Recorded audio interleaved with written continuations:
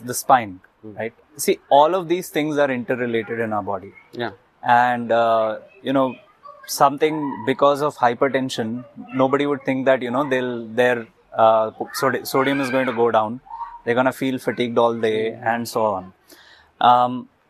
Similarly, there is some sort of overlap between some areas of medicine, some specialities. For instance, somebody has a problem with their spine. How do they know whether to go to an orthopedician or a neurologist or a neurosurgeon? Yeah, so this confusion is there, but I guess both specialities are managing spine. Orthopedicians were initially the initial people, doctors who used to manage spine, but then neurosurgeons also were managing spine, but we are managing spine which are more close to the brain. So that is something called as a CV junction, craniovertebral junction area, or cervical spine, the neck area. So that was managed more by neurosurgeons and less by orthopedicians.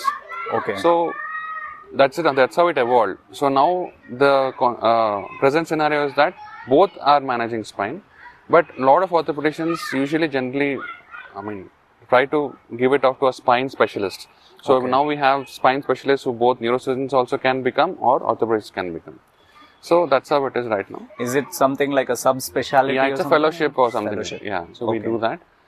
But having said that, any doctor, consultant who has a name in a particular field, the spine field, can treat, or you can go to that particular person. Okay. So do you think it should rather be in a way that you first go to a general physician?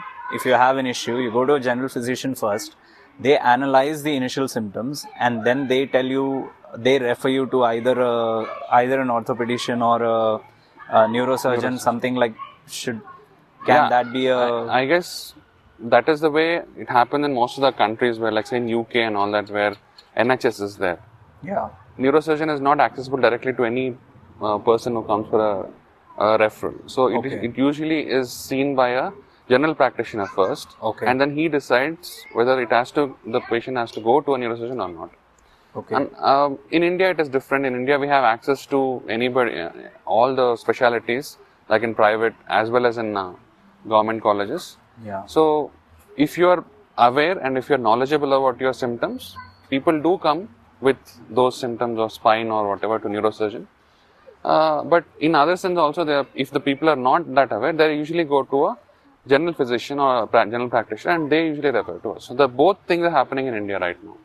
Okay, but can it be, would a patient be wrong to directly go to one over the other? No such thing. There's no such thing like that, because eventually if the symptom doesn't relate to our like say neurosurgical issue or a spine issue or a brain issue, we would always refer it back to the person, like this necessary speciality. Yeah.